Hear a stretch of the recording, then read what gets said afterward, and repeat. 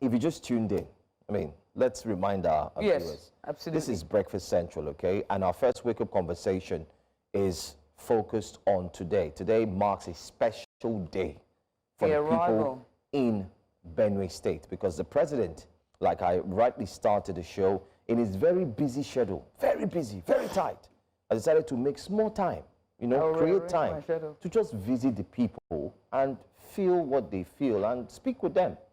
But these are people that are mourning, they're in crisis. However, while the president is coming, some, you know, so-called, I'm trying to watch my words. Well, unfortunately, I can't help myself anymore when watching the words. People just feel, oh, the president, okay, you know what we'll do? Everybody sweep the area, beautify it, let the cultural group come out, let's dance and dance for the, what? You are mourning, no?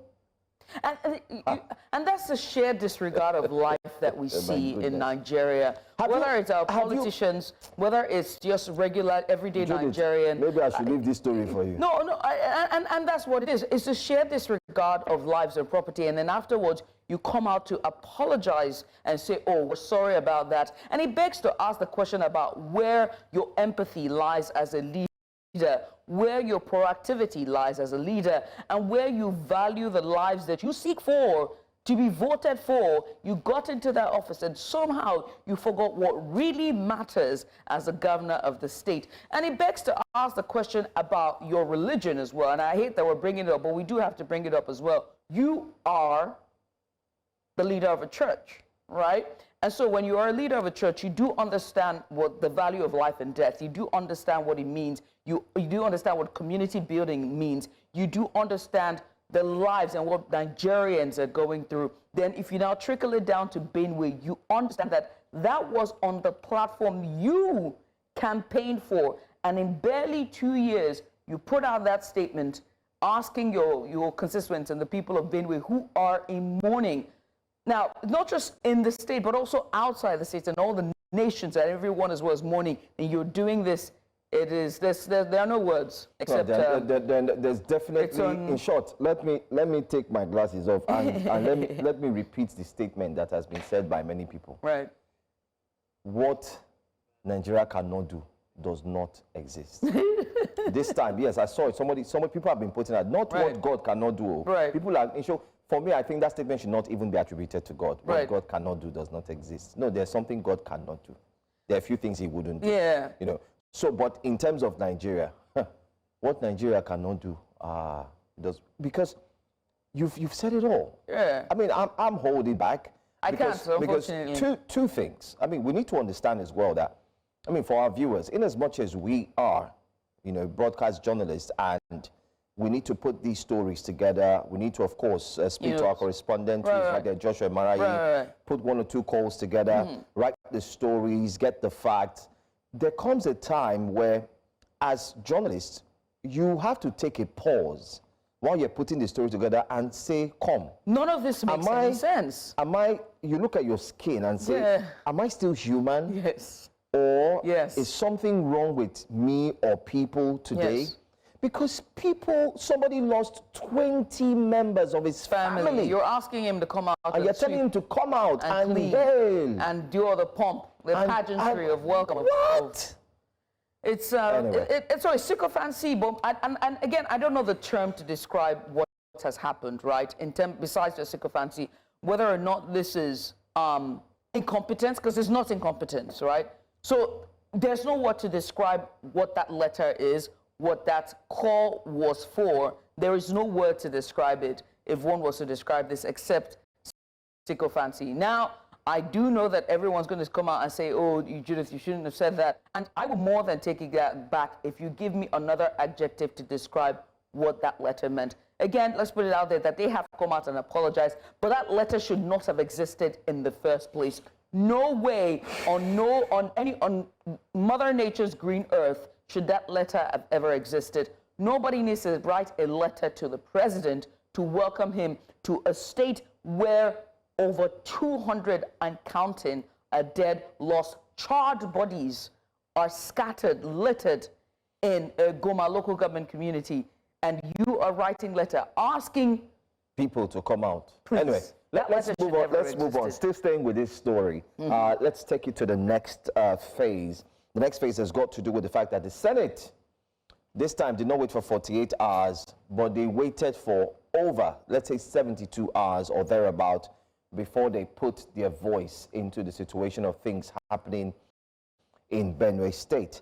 We did see a tweet where a supposed, I don't like mentioning the name, called a cross-dresser had said that if he were the one, the Senate would have assembled and called very dark man and called him for spraying of naira and why he was locked in prison. But in the case where he was the one who put out the tweet, but in the case where people were killed, the Senate did not bother sitting down. And there's no way you're not going to, take those sentences and merge it to reality. Right. And then you say to yourself, oh, but that's true. It is true. Anyway, the Senate decided to finally sit down. And in their sitting, they said they started lamenting about the killings and so on. And they made mention of what concrete actions needed to be taken or needs to be taken to ensure that they put a stop to this consistent, incessant killing that's been taking place in Benue State. Well, let's see, we'll have the video there so we could show it to you. And we'll also highlight some of the points that they raised, and possibly we'll also see what will happen after this. We sympathize and commiserate with our compatriots in Benue State, especially those families that have lost the lives of their wards, their children, their benefactors. And like I said, the Senate, together with the executive, they are the ones that made sure that by Wednesday, which is tomorrow, we will be on ground with a retinue of senators to commiserate with our people in Benue State. And at the same time, more importantly, our intention, because just of recent, we called for a security dialogue in Nigeria and one of the critical stakeholders. Because we think we had had enough of these incessant killings and losses of lives. So these are part of the reasons why the Senate is dead serious in making sure that there's going to be a security summit whereby critical stakeholders, not only the military or security agents, will be participating, including the media and the CSOs and individuals in Nigeria and the youth and women. That's part of the reason why we have done that. We are even not envisaging what happened just about 2 days ago in Benue State. Because we know on our own for some time, for years back, we have experienced this, and then there had not been a stoppage to it. And that's Senator Adefarasin there. Just to announce to our viewers that we look forward to have the Senator join us here on Breakfast Central tomorrow, which happens to be a Thursday, of course, to continue these conversations about insecurity.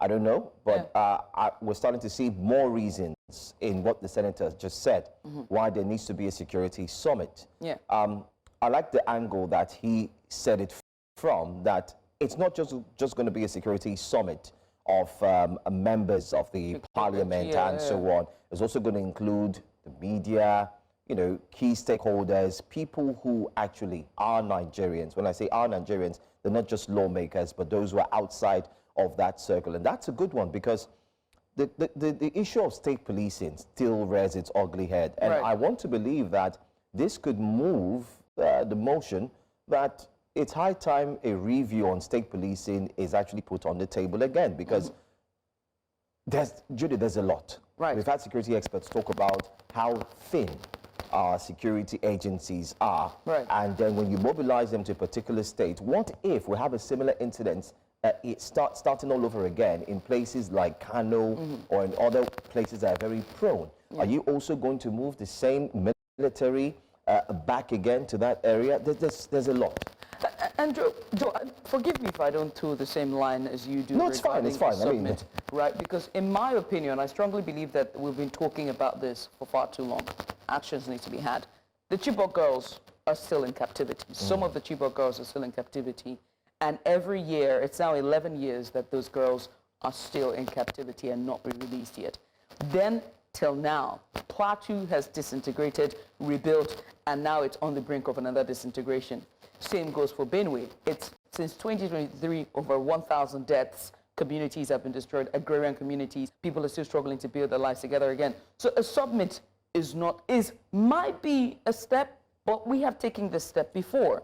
It's like, you know, the Brian McKnight song, you know, three steps back, you know, one step forward. What are we doing? You know, I think that what we really need is intelligence. What we really need, state policing, good and fine. But also, I strongly believe that the police, I mean, where there was a news piece, I think was it late last week or early this week, where, you know, Kyle Egbetokun, the IGP, was saying that, you know, they are against state policing and they do not believe that the state policing can work, that there's still so much gaps in the system itself for state policing to work, and that, you know, there's still budget deficits, there's still a lot that needs to be done in terms of equipment, arming, manpower, and the rest, right? Yeah. And so I think that the summit should not end at summits. We've had talks to have chiefs. It shouldn't end there. What it should be is translating to action, actionable steps, actionable plans. Whose head is going to be on the chopping block? Who is losing their jobs? Who are the intelligence? Nobody. You know, exactly. Nobody. You know, trust deficit. Again, we have to address that because they are saying that they did call out for help. I mean, there are communities that we know that they say they did call out for help before the security agencies arrived. Yes. There were checkpoints in Benue State. Yes. Before this happened in Goma. What's happening? But don't forget, too, that the military has also been fingered in this entire situation. Right. The CDS has also highlighted that, I mean, they've all agreed, the security chiefs have agreed that there seems to be lapses and internal, you know, conspiracy, whether you look at it in a different way or a different light. And these need to be attended or addressed immediately. But that's it. I think we're counting down to the president's arrival in Benue State. We do have our team on ground in Benue State. They've been combing around trying to ensure that they give the support. One thing we also need to know is that without the media, the government or governance wouldn't be as smooth as you can think. So the security chiefs, name it, the people of Benue State, you would need the media around you to ensure that every single act to curb this violence is indeed documented. That's exactly what our team is doing there. Hopefully, we'll get to join them maybe before the show wraps up and hear what the state is looking like. Maybe the streets, since they said they should keep them clean. I did mention that we had a footage. Maybe we'll get that footage in the course of this that showed people cutting grasses in the wee hours of the night ahead of the president's arrival, as if that's the most important thing that should be done. We're not talking about DNA tests on the charred bodies to identify who they belong to, but I know that's a long call. You know, and I'm sure there are bodies that, anyway, it is what it is. That's it. But let's move away. All right, that's the video. There it is. There it is, guys. This is what's going on in Benue State just a few hours ago at midnight, from the night ahead of the president's arrival. Is this what is important? Cutting grass? What does 200 plus lives lost, how does it equate to cutting of grass? Like I said, it's the herald arrival of the you know, the K word. I really, you know, sometimes we, like I said to you, when you put these stories together, you write them, sometimes we ourselves take a pause. And like I said, I personally, I'm like, okay, am I still human? Let me find out if I'm still okay, you know, mentally, because there's no way. I've not gone to a house where people are grieving. And you go to the house to visit the bereaved. And they're sweeping for you. And you see the bereaved telling you, Chelsea's playing today. Welcome. And they're dancing. And you're like, getting egg or bread. Exactly. You know? And that's Cola Noto getting egg. What do you like? Champagne or wine? We'll get some for you. You know, whilst you're there, let me just bring my daughter. Come and reel out the nursery rhyme for your uncle. Do you understand? We'll be back. They don't. So what is, maybe the people too need, I don't know. Let's move on. Let's go to our next story. Our next story on Wake Up Conversation has to do with one that we talked about when it definitely trended. It's got to do my with favorite topic. Yes, it's got to do with a man of God, pastor, Mr. Adefarasin. Reports have it that he checked into the police station concerning the viral gun-like video that we did see. If you don't remember that video, we'll see if we can put it up for you right away so you could see that video once again before we also bring to you the police statement that you can find on the screen. Take a look.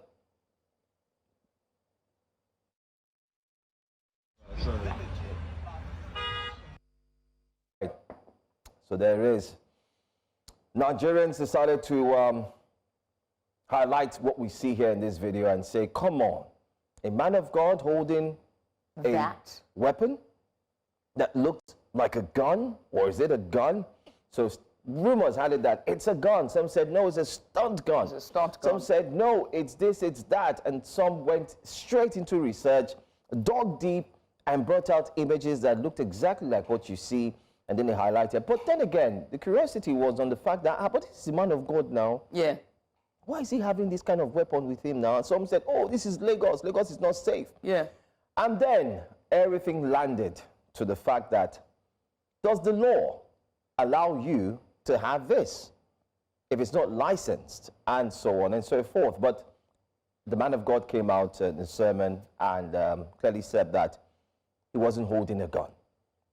I remember I stood here and I told Olive that, okay, that's fine, but at least bring it to the podium and say, this is what I was holding. And then there are different stories to what happened, that the person was referred to as a mob. And the mob was about to attack. But we saw that video. There was no sense of attack. There was nothing. So it's been back and forth. But then again, Nigerians now said, police, you need to do your job, police officers. If you don't, then we would have a cause to worry that you are engaged in selective policing, especially when you are dispensing your duties. And lo and behold, the police put out a report yesterday and said, yes, that they have heard Nigerians, they've heard you, and they decided to do their own job. And what did they say? Well, in the post on X, the police went ahead to say that they invited the pastor, and then he showed up, said, no one is above the law.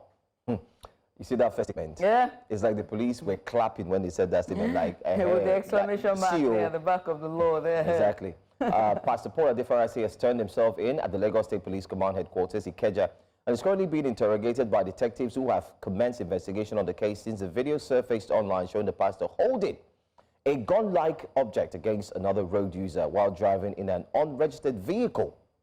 They highlighted unregistered again. The outcome of the investigation will be made public, and we can tell you here on Breakfast Central that the outcome of that investigation has actually been made public by the police. This early hours of this morning. Have you seen it? Let me look for it. Yep. I think I found it. Yes. The early hours of this morning, they did come out with the update. They said Pastor Paul Adefarasin, who turned himself in today at the Lagos State Police Command over a viral video, so on and so forth, against another road user, was interrogated, and he volunteered cautionary statement to the police investigators. They went ahead to say the following, that what was recovered from him, the gun-like object seen in the viral video, is not a gun, a lethal weapon. So the police has clarified that. It is not a lethal weapon. I hope that puts everybody's mind to rest. Right. Or firearm, they said it's not. They said, but a stun gun. So it is not a lethal, but it is a stun gun, which is a prohibited anti-riot equipment. It is not allowed. It is prohibited. The pastor has been granted bail while investigations continue into the case.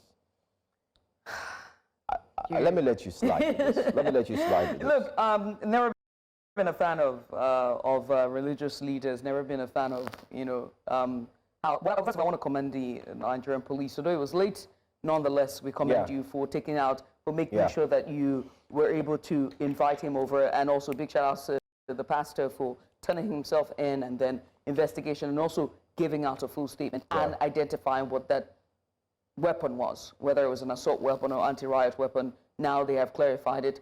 But my concern is the individual who is involved in this. This is not the first time we've seen you in very damning light. This is not the first time we're seeing you in very damning light. The very first time we saw this was in traffic, although the video is still disputed, right? But one thing is clear, this is the second time we've seen you in that way. Why are you brandishing a stunt gun in broad daylight?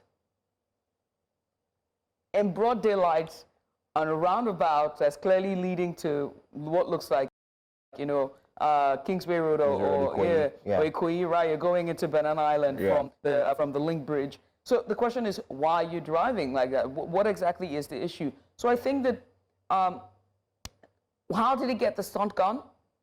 Who are the people who he's bought this thing from? How did he get into the country?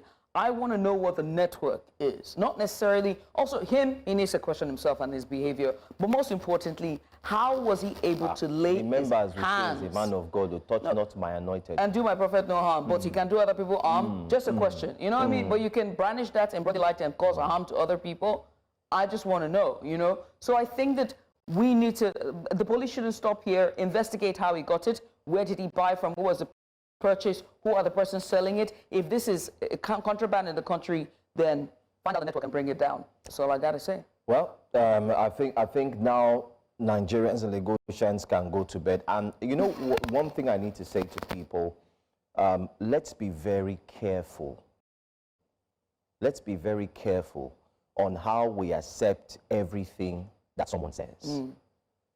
Do your own due diligence. Right.